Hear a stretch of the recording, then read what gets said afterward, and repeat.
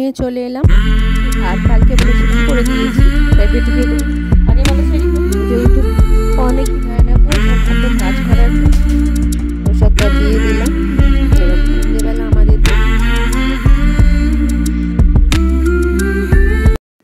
Good morning, welcome to our channel happy with spa family. কেমন আছেন সবাই? আশা করি ভালো আছেন, আমরাও ভালো আছি।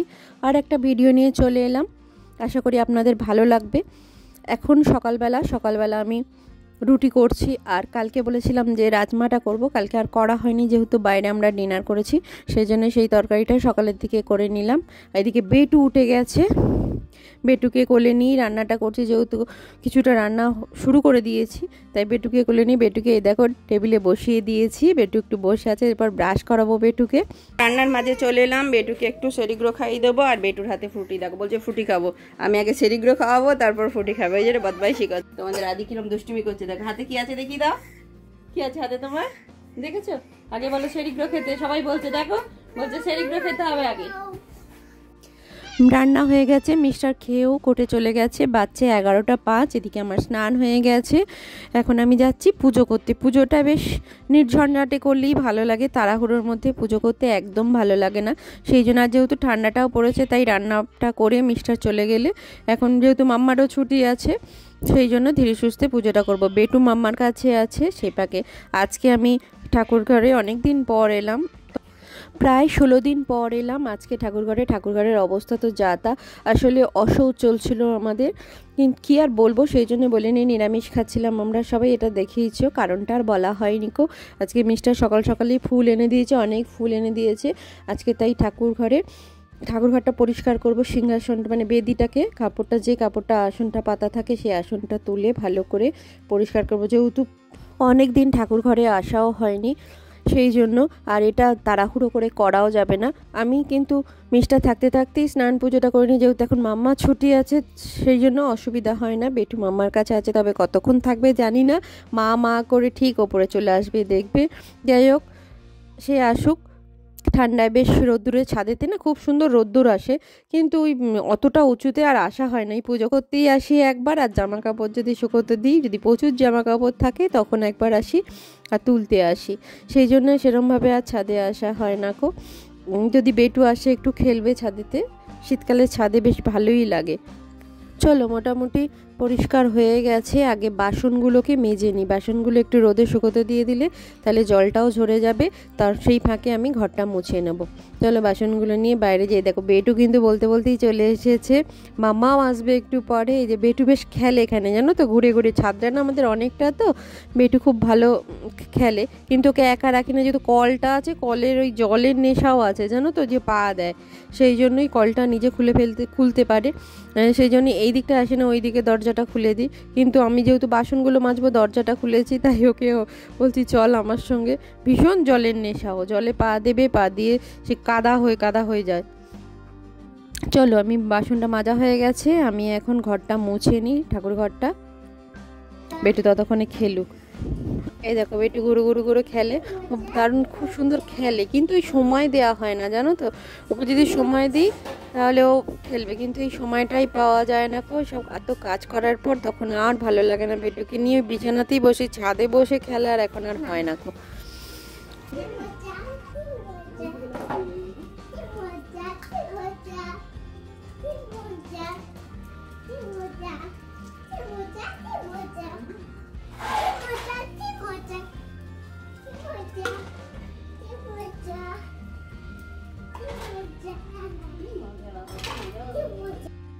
এদিকে ঠাকুর ঘর আমার মোছা হয়ে গেছে, এবার ঠাকুরের বেদিটাকে তুলবো, মানে আসনটাকে তুলবো, ওটাকেও কেচে নেবো।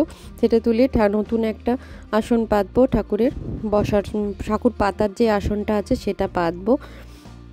সেটা পেতে ঠাকুরগুলোকে বসিয়ে দিই, তারপর পুজোটা করে একেবারে এই ঠাকুরের এই যে কাপড়টা ছিল আসনটা, সেটা আবার কেচে নেবো, কেচে রেখে দেবো, ছাদে শুকো দিয়ে দেবো। এই কাজটাই করছি।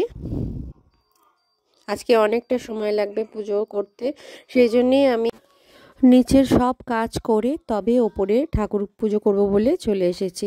যদিও এখন আমার খাওয়া হয়নি, কে জানি আমার একটা অভ্যেস হয়ে গেছে, স্নান করে ঠাকুরটা পুজো করে তারপর খাই, এটাই চেষ্টা করি। আর যেহেতু সিস্টেমের মধ্যে থাকি, মিস্টার 10:30টার মধ্যে বেরিয়ে যায়, আমারও পুজোটা 11টার মধ্যে হয়ে যায়। 11টার সময় জলখাবার খাওয়াই যায় বলো, সেই জন্যই চেষ্টা করি। এই দেখো, কথা বলতে বলতে আমার আসন পাতাও হয়ে গেছে, এবার ঠাকুরকেও বসিয়ে দিয়েছি। দেখো, এই দেখো সুন্দর করে সাজিয়ে দিয়েছি আমার সব ঠাকুরদের।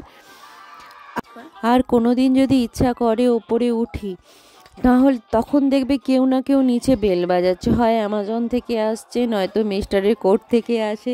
এত সমস্যা হয়, সেই জন্যই সেই বিরক্তি থেকেও আমি ছাদে ওঠা বন্ধ করে দিয়েছি। আগে যদিও বা উঠতাম, বেটু যখন ছোট ছিল, এখন সেটা একদমই আর হয় না। এখন তবু মাম্মা আছে, কিন্তু আর ওই না উঠে উঠে না, আর অভ্যেস নষ্ট হয়ে গেছে বলতে পারো।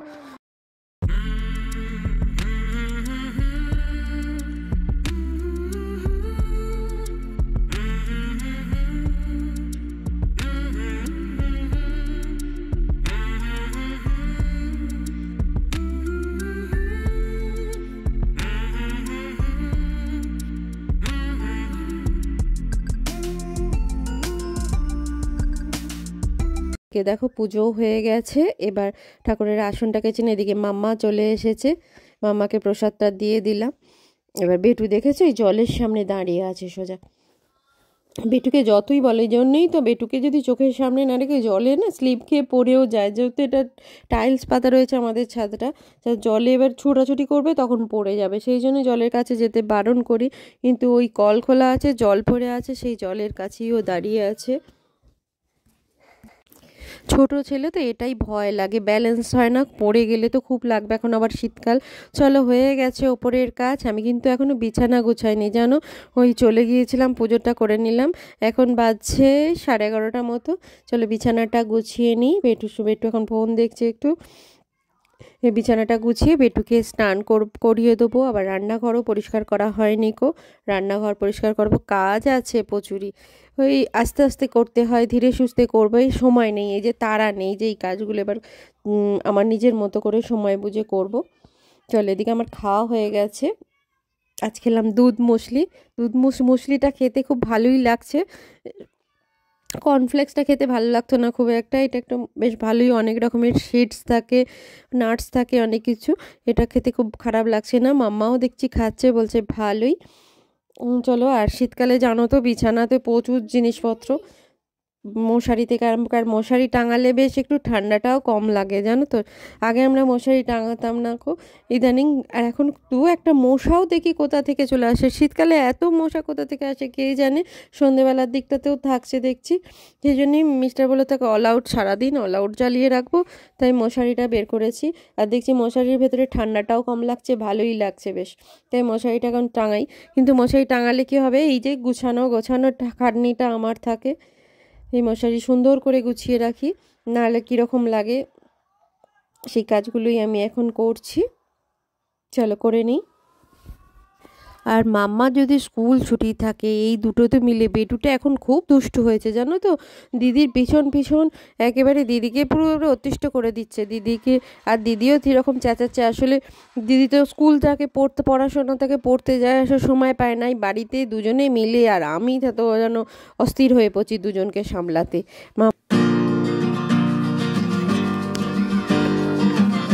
এদিকে মিস্টারও এসে গেছে, সন্ধেবেলা আমাদের দুজনের চা একবার দেখিয়ে নিলাম। এদিকে আমার রাত্রের ডিনারও রেডি হয়ে গেছে, সেটাই একটু দেখিয়ে নিচ্ছি। এই দেখো, এটা আমাদের রাত্রের তরকারি আছে, বেটুর রুটি আছে, আর রুটিও হয়ে গেছে আমাদের সবার। ভিডিওটা এখানে এন্ড করছি। যদি কিছু ভালো লেগে থাকে, please like, share, comment and subscribe করে দেবেন। পুরনো বন্ধুরা লাইক করে ভিডিওটা দেখা শুরু করবে, আর নতুন যারা আছো তারা প্লিজ সাবস্ক্রাইব করে দেবে। বাই।